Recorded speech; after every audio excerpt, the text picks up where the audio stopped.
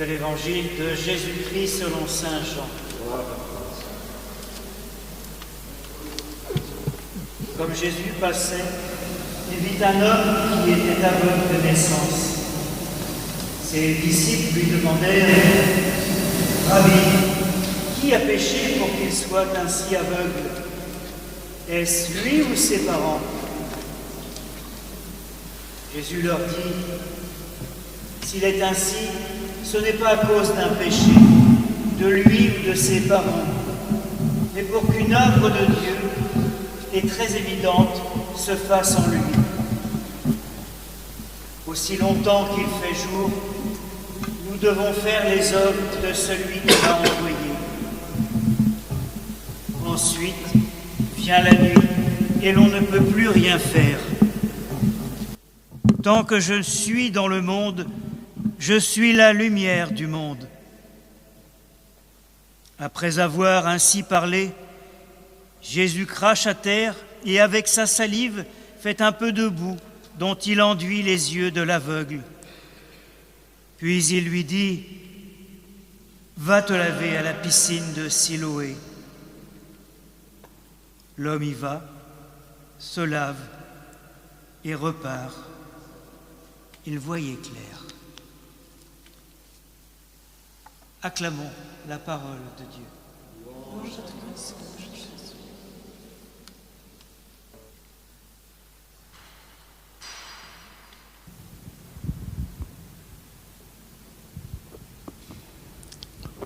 Seigneur Jésus, tu es là, devant nous présent.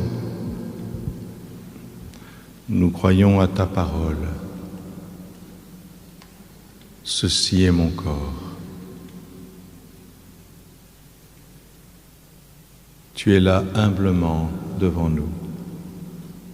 Si tu apparaissais dans ta toute puissance, nous serions écrasés. Tu as voulu humblement prendre notre condition humaine pour vivre avec nous de la vie humaine et montrer vraiment comment la sainteté peut habiter l'humanité. Ainsi, l'Esprit Saint peut venir dans chacun d'entre nous pour que nous aussi, nous puissions porter le divin en nous, nous dont tu as fait les temples de l'Esprit Saint. Seigneur, maintenant, nous t'adorons.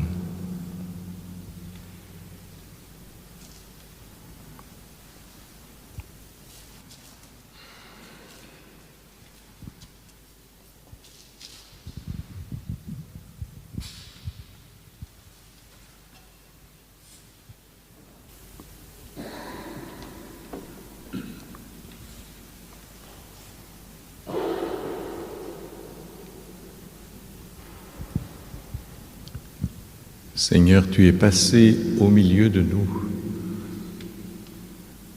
Et quand tu es passé, tu as guéri les malades. Tu as fait entendre les sourds, marcher les boiteux. Et nous venons de l'entendre, tu as guéri aussi les aveugles. Tu nous as appris que les malheurs qui nous arrivent,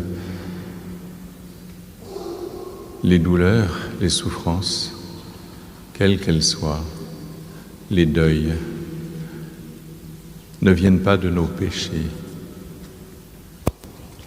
ne viennent pas du péché de nos parents, comme tu l'as dit pour cet aveugle de naissance. Il n'est pas né aveugle parce qu'il avait commis des fautes ou que ses parents avaient commis des fautes. Tu es venu nous libérer du poids de la culpabilité, Seigneur. Et toi, tu es venu pour guérir. Merci, Seigneur, aujourd'hui encore, d'opérer des guérisons, de venir au milieu de nous guérir de nos infirmités, de nos enfermements, de nos addictions, de nos maladies. Tu ne nous enfermes pas dans la culpabilité, Seigneur. Tu nous libères, au contraire. Ce soir, nous nous tournons vers toi pour que tu viennes guérir, soulager, consoler. Oui, guérir comme tu l'as fait quand tu es passé, soulager comme tu as soulagé tant de souffrances et de peines, et consoler.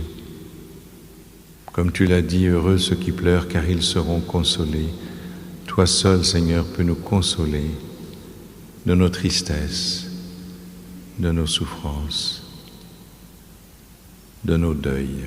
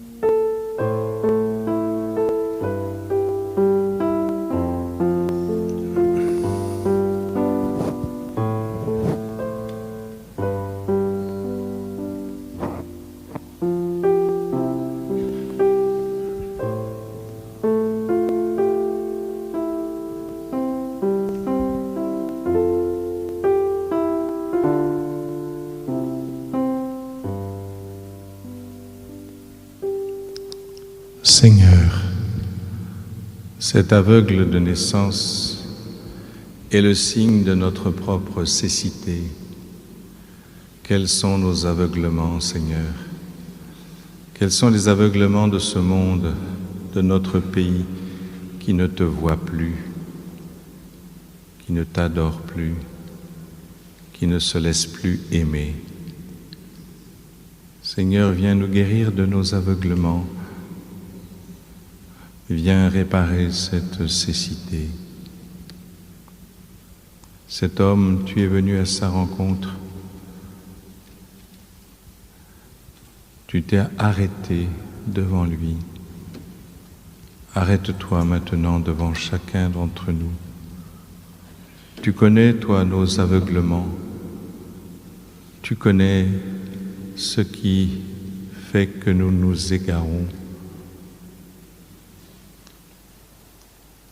Tu vas venir devant chacun d'entre nous. Tu connais le cœur de chacun, ce qu'il porte dans son cœur, mais la grande espérance qui l'habite aussi, cette soif qui habite tout homme. Aujourd'hui, beaucoup sont desséchés. Ils ont oublié d'où sortait la source. Cette source de l'amour, c'est toi, Seigneur, qui nous l'a révélée et qui nous l'envoie par ton Esprit Saint. Ô Seigneur, viens guérir nos cécités. Tu as envoyé cet aveugle à la piscine de Siloé.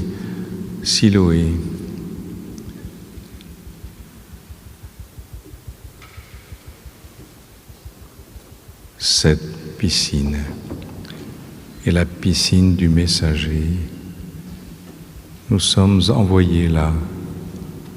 Nous sommes envoyés dans le monde pour lui révéler la lumière.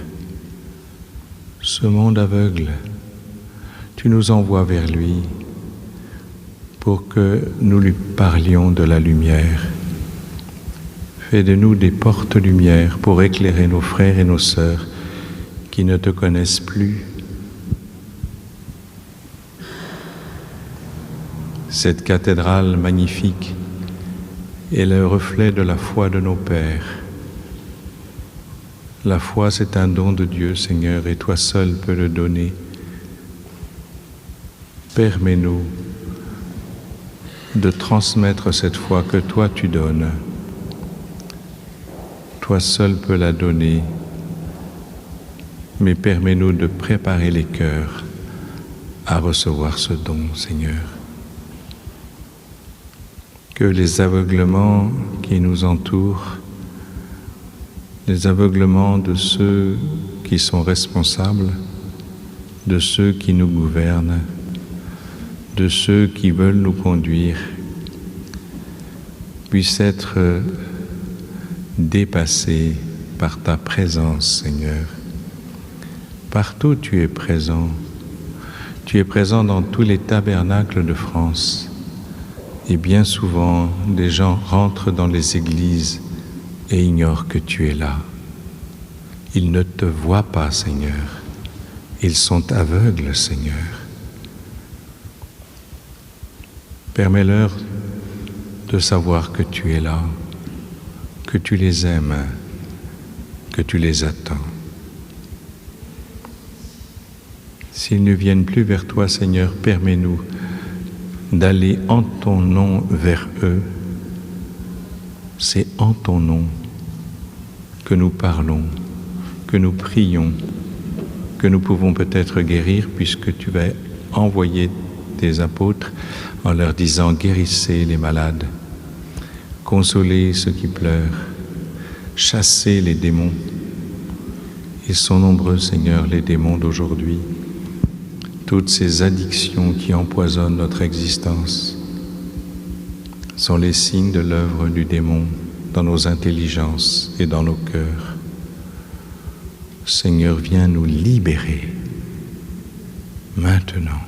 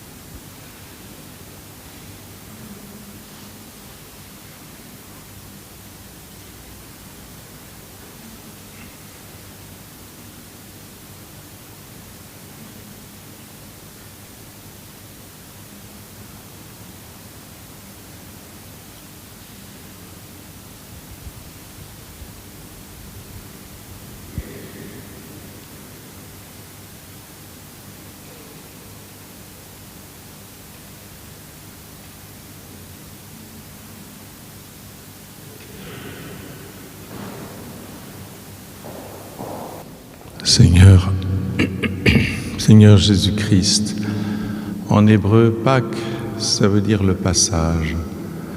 C'est le moment où Dieu est passé dans cette nuit en Égypte pour libérer ton peuple, son peuple. Seigneur Jésus, Pâques, grâce à toi, est devenu la libération de la mort. Non seulement la libération de l'esclavage des hommes, mais la libération de la mort. Tu es ressuscité d'entre les morts, Seigneur. Tu nous ouvres le chemin du ciel. Tu nous montres la voie. Toi qui es le chemin, la vérité et la vie. Maintenant, Pâques est devenu le signe de la vie éternelle. Oui, Seigneur, tu es passé, tu as guéri tant de gens, mais tu es venu surtout pour nous sauver de la mort et du péché qui nous sépare de Dieu. Nous ne serons plus séparés de Dieu. Nous vivrons dans son intimité. Nous entrerons dans la vie éternelle, ta vie. Grâce à toi, l'humanité est montée au ciel. Elle est entrée dans la vie. Seigneur, maintenant toi aussi tu vas passer. Tu es le Dieu qui passe au milieu de nous. Tu es passé il y a 2000 ans, mais tous les jours, tu es présent dans chacune de nos Eucharisties. Seigneur, nous te demandons maintenant de passer au milieu de nous bénir. Tu connais chacun, donne à chacun la grâce qu'il doit recevoir de Dieu. Ouvre les cœurs pour qu'ils reçoivent ce que tu veux leur donner, la guérison, le soulagement de leur peine, la consolation, la joie. Tu l'as promis, Seigneur, quand tu as dit à tes disciples, c'est ma joie que je vous donne. Cette joie profonde qui vient du fait que nous savons que nous sommes aimés au-delà de tout. En te regardant sur la croix, nous savons à quel point tu nous aimes. Tu as versé une goutte de ton sang pour moi. Tu as versé une goutte de ton sang pour chaque personne qui est ici présente. Ce sang précieux, une goutte du sang du Fils de Dieu a été versée pour moi. Seigneur, maintenant, tu vas passer au milieu de nous, bénir chacun d'entre nous et toutes les intentions que nous portons au fond de notre cœur. Viens, Seigneur, maintenant, viens guérir, soulager, consoler. Merci, Seigneur. Merci.